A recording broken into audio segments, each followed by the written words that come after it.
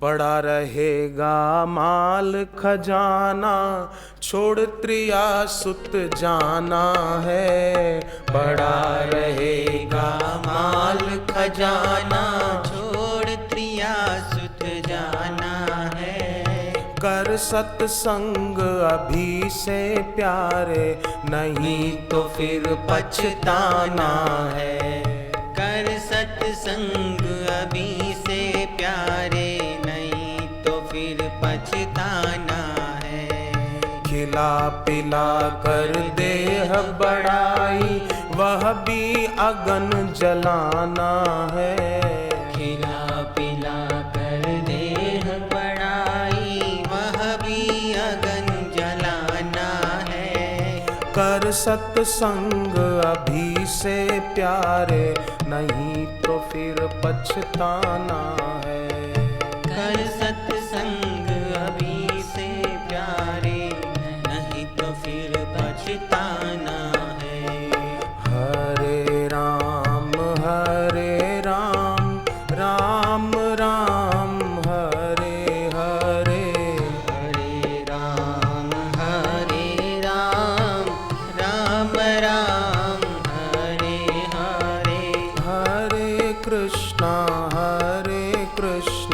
कृष्णा कृष्णा हरे हरे। हरे कृष्ण कृष्ण कृष्ण हरे हरे। तो भ्रांति के कारण, नासमझी के कारण जिसका संग नहीं करना था उसका करते रहे, और जिसका करना चाहिए था उसका नहीं किया। तो अब जो बीत गई सो बीत गई, जितना समय बीत गया हमारा, अब बाकी का जो है उसको संभाल लें। कई लोग चिंता करते हैं, अरे हमने आज तक के जिंदगी के साल यूं ही गंवा दिए। नहीं, जो तीर गया सो गया, उसे तर्कस में लौटा नहीं सकते। अब चिंता न करें। चिंता भी उसी मन का जाल है जिस मन के जाल के कारण अतीत का समय गंवाया। बीता हुआ समय गंवा दिया। अभी जो चिंता होती है ये भी उसी मन का जाल है। इसलिए अब जागना है। नीचे उतर आए हैं तो उसी सीढ़ी से ऊपर भी जा सकते हैं। किसी का घर सेकंड फ्लोर पर हो, थर्ड फ्लोर पर हो, हाँ, तो नीचे आ गए तो ऐसा नहीं कि नीचे ही रह जाएंगे, सीढ़ी है, ऊपर जा सकते हैं। भगवान नाम सीढ़ी ऊपर उठा देती, माने ऊंचा जीवन। ऊर्जा का अधोगमन नहीं, ऊर्जा का बहिर्गमन नहीं, ऊर्जा का ऊर्ध्वगमन अभी भी हो सकता है। ये कौन सा उपदा जो हो नहीं सकता, तेरा जी न चाहे तो हो नहीं सकता। दुखी होने की जरूरत नहीं है कि हम पर तो भगवान की कृपा कैसे होगी। नहीं, हम पात्र बनेंगे फिर वो हम पर कृपा करेंगे। नहीं, वो कृपालु हैं इसीलिए कृपा करते हैं। जटायु कोई पात्र थे? गीध, अधम, खग, आमिष भोगी, मांसाहार करते थे, पर फिर भी कोमल चित अति दीन दयाला, कारण बिन रघुनाथ कृपाला। गीध, अधम, खग, आमिष भोगी, गति दीनी जो जाचत जोगी। जो योगियों को गति दुर्लभ थी वो जटायु को मिल गई। मारीच जो स्वर्ण मृग बनकर आया था, सीता जी के अपहरण में रावण को साथ दे रहा था, उस मारीच को कौन सी गति दी? अंतर प्रेम तासु पहचाना, मुनि दुर्लभ गति दीन सुजाना। बड़े बड़े मुनियों को जो गति दुर्लभ थी वो उसको दी। तो वो कृपालु हैं, अपने स्वभाव से कृपा करते हैं। हम पात्र बनेंगे तब कृपा होगी, ऐसा न सोचना। कई लोग ऐसा सोचते हैं कि अरे मैं तो बहुत शराब पीता था, मैं पहले मांसाहार करता था। अरे ये सोचकर दुखी मत हो, अपितु विधायक दृष्टि रखो कि हाँ भाई हम शराब पीते थे, वो शराब ही हमको सत्संग में ले आए कि चलो अब शराब छोड़ देंगे, अब नहीं पिएंगे। हम मांसाहार करते थे, वो मांसाहार हमको सत्संग में ले आया कि मतलब आज से अब हम ये गलत आहार नहीं करेंगे। मैं दुखी हूँ, मेरे घर में बहुत दुखी है, आर्थिक कष्ट है, नहीं ये न सोचो। ये सोचो कि अच्छा है ये दुख हमको गुरु के द्वार ले आया, ये दुख हमको सत्संग में ले आया। अच्छा है, नकारात्मक न सोचें। आगरा में बापूजी का सत्संग था तो एक परिवार के लोग आए और मुझे उन्होंने कहा कि आप तो आश्रम में रहते हैं तो हमारी बापूजी से बात करा दो जरा, 2 मिनट खाली। मैंने पूछा आपको क्या बात करनी है?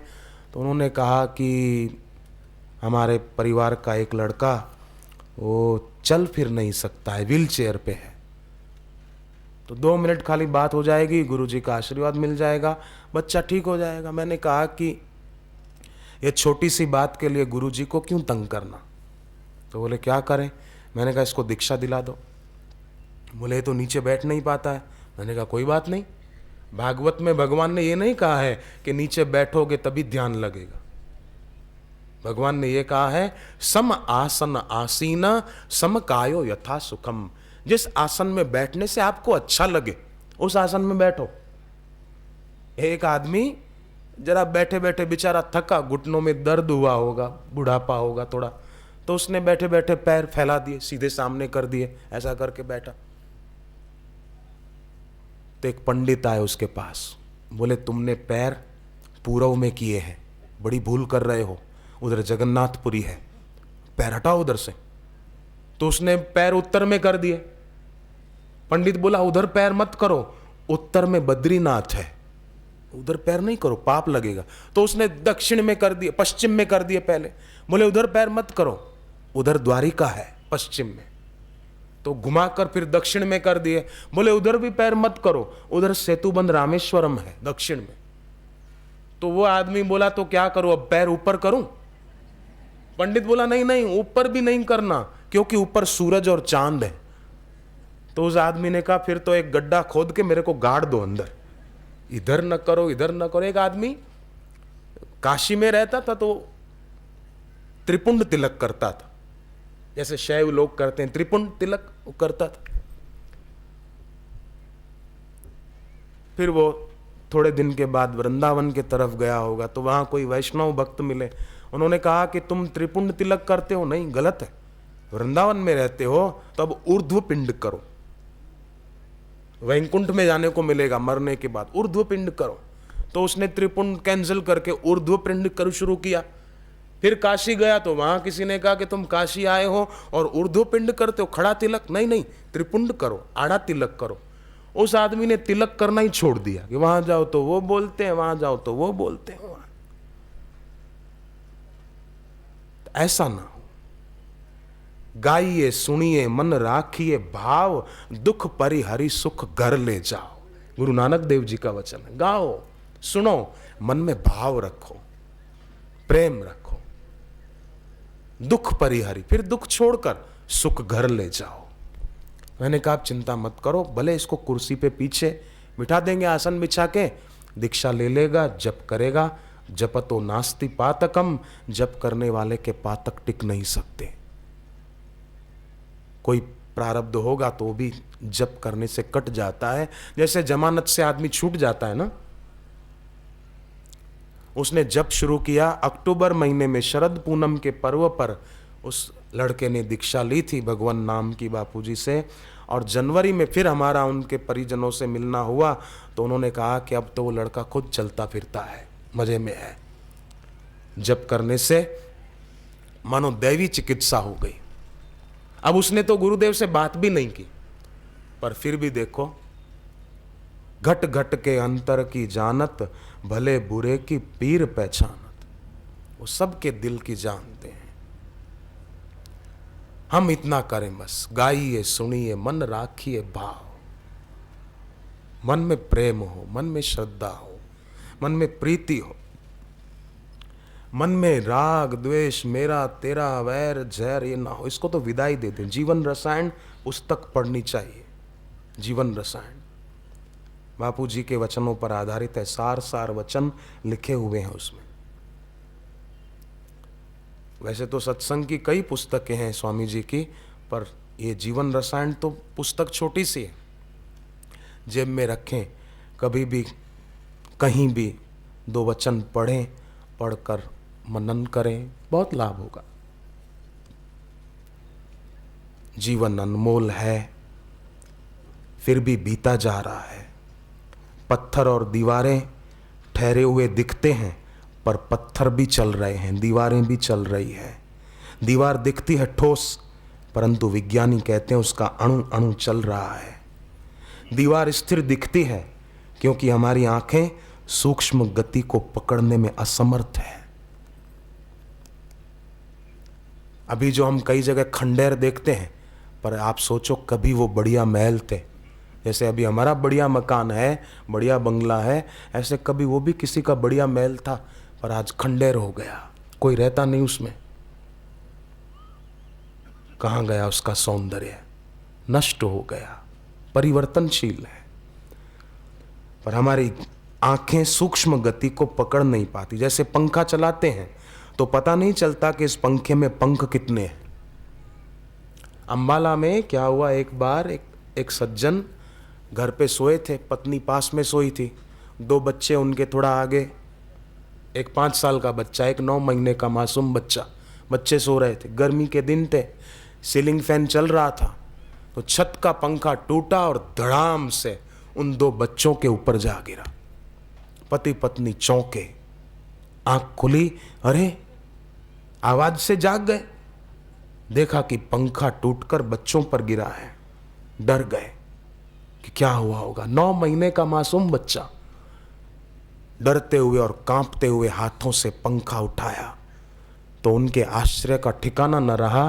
पंखे और बच्चों के बीच बापूजी के चित्र वाला कैलेंडर पड़ा था और बच्चों को कुछ भी नहीं हुआ था। ये बनी घटना, पंखा मैंने देखा, वो पंखा जो गिरा था बच्चों के ऊपर, वो मुझे दिखाया उन्होंने और ये बात बताई कि ऐसा हुआ। जाको राखे साइया, मार सके ना कोई, बाल न बाको कर सके चाहे जग बैरी होए। इसलिए हम खास ध्यान में रखें कि जो अपरिवर्तनशील है। एक विज्ञानी ने तो यहां तक कहा कि एक शब्द मुझे ऐसा मिला है जो कि नितांत झूठा है, और वो शब्द है रेस्ट। कोई चीज रेस्ट में नहीं, कोई चीज ठहरी हुई नहीं है। बैठे हुए दिख रहे हैं, चल नहीं रहे हैं, लेकिन जिस धरती पर हम बैठे हैं वो धरती चल रही है।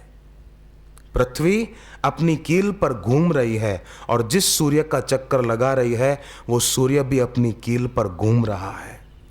अपने अन्य सभी ग्रहों के साथ सूर्य भी किसी महासूर्य का परिभ्रमण कर रहा है। हम लेट जाते हैं तो लगता है कि हम लेट गए, चल नहीं रहे हैं, पर हमारे शरीर में ब्लड वो गति कर रहा है, श्वास की गति चल रही है, मन स्वप्नों में परिभ्रमण कर रहा है। इसीलिए कृपानाथ यहां सब कुछ क्षर है, अक्षर एक ईश्वर है। इसलिए गीता का 13वां अध्याय जो क्षर अक्षर विभाग योग है बड़ा सुंदर है, और उस क्षर अक्षर विभाग योग में भगवान ने गुरु की उपासना की बात बताई है। आप पढ़ो 13वें अध्याय का 7वां श्लोक। गीता पढ़नी चाहिए। मैंने सुना है, देखा तो नहीं है, कोरट में मैं कभी गया नहीं हूं, पर मैंने सुना है कि कोरट में वो गीता पर हाथ रखवाते हैं कि गीता पर हाथ रख के कसम खाओ और जो कहोगे सच सच कहोगे, ये कसम खाओ। गीता पर हाथ रखवाते हैं। कैसा दुर्भाग्य कि गीता पर हाथ रखना पड़े।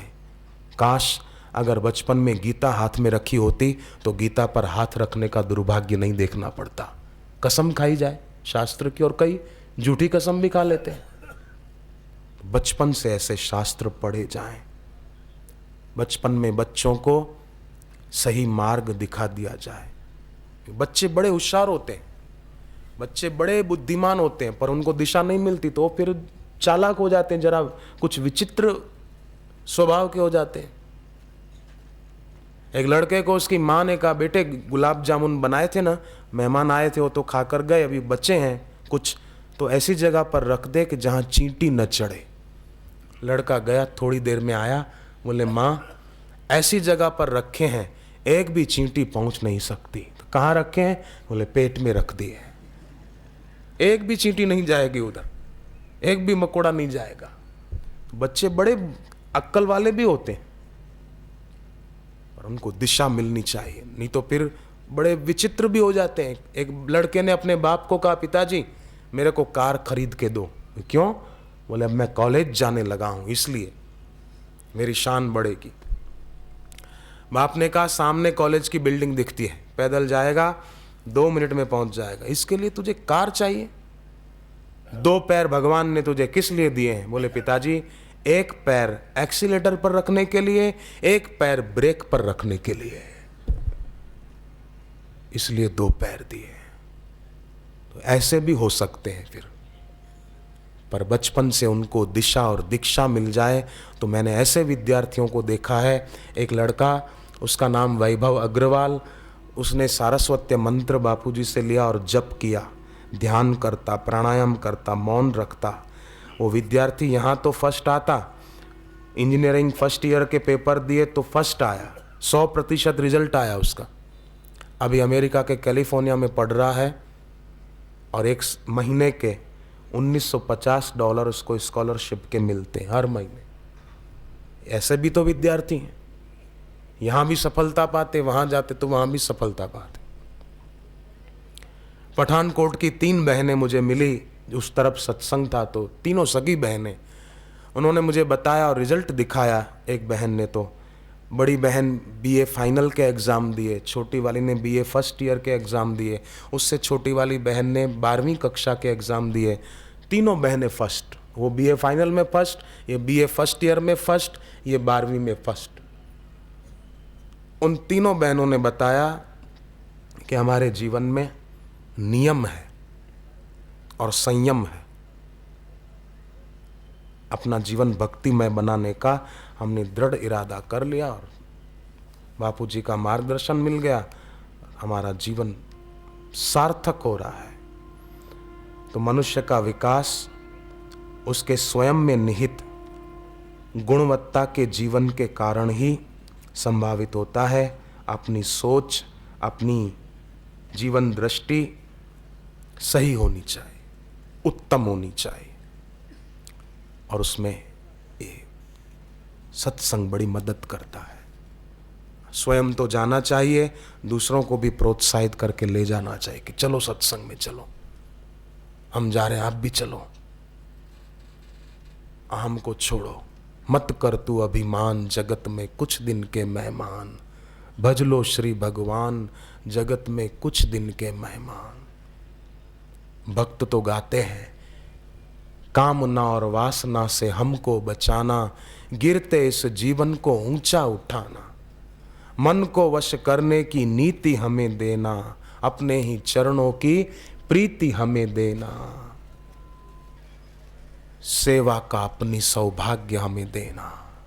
अपने द्वारा जितनी सेवा हो जाए, परोपकार समिति के सज्जनों को बहुत कम दिन मिले तैयारी करने के लिए, परंतु फिर भी समिति के सज्जन ऐसे उत्साही हैं कि भले कुछ दिन मिले पर फिर भी रात दिन एक करके उन्होंने सब व्यवस्थाएं जुटा ली और हम लोग सत्संग का लाभ ले रहे हैं। सत्संग में जिसकी रुचि है, समझो उसका भविष्य बहुत उज्जवल है। मैं आपको एक घटित घटना सुनाऊं।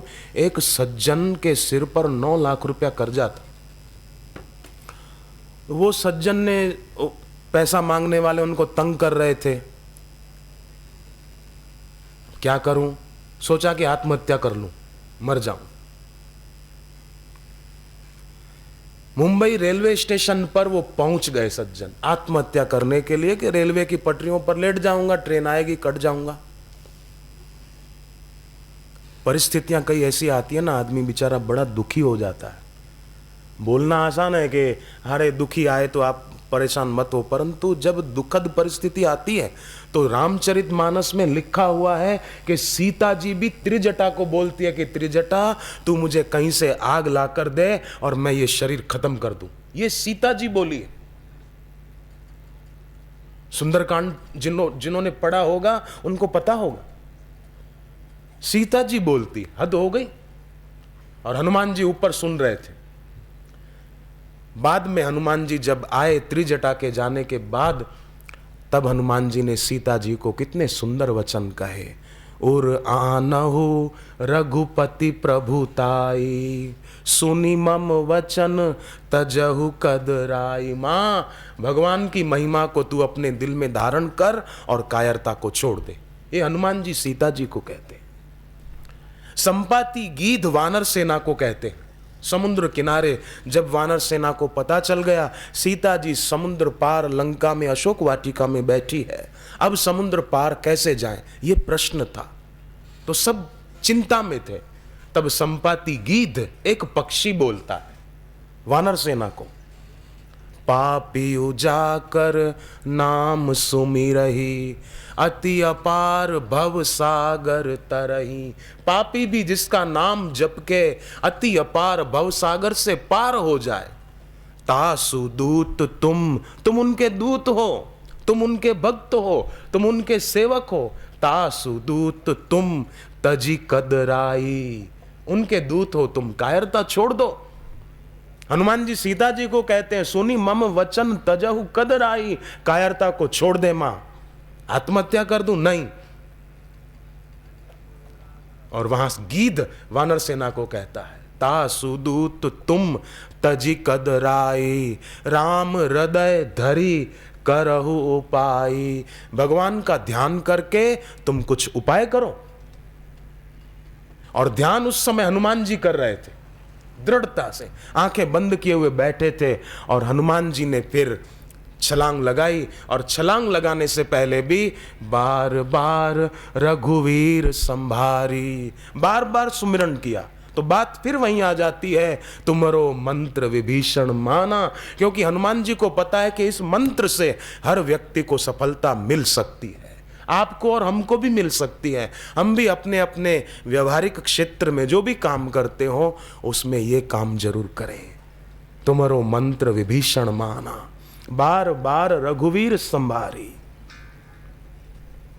जब हनुमान जी लंका को जलाकर लौट कर आए ना, सीता माता का आशीर्वाद पाकर, तो सबने पूछा कि आपने कैसे आग लगाई लंका में? बोले उन्होंने मेरी पूंछ में आग लगाई, तो मैंने उस पूंछ की आग से उनकी लंका में आग लगा दी।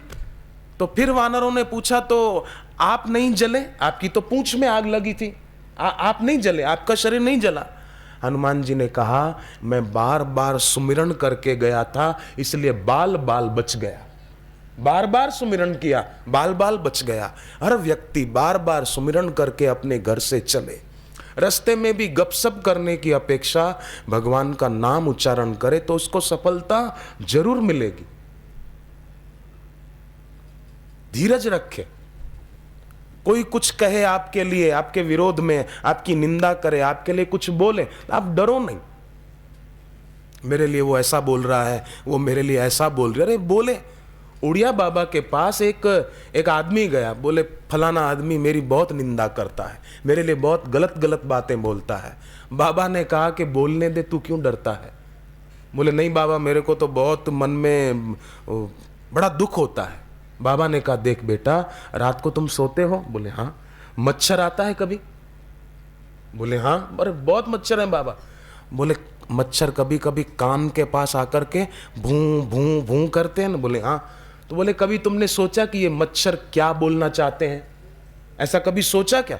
बोले नहीं महाराज, ऐसा तो कभी नहीं सोचा। बोले ऐसे ही निंदा करने वाले जो होते हैं ना, सोचना मच्छर की तरह भूं भूं कर रहे हैं, उसकी बातों पर ज्यादा ध्यान मत दे, आनंद में रह, हरिओम तत्सत, बाकी सब गपशप। चिंता क्यों करना? फिकर करे सो बावरे, जिक्र करे सो साध। उठ फरीदा, जिक्र कर, तेरी फिक्र करेगा आप। फिक्र क्यों करना?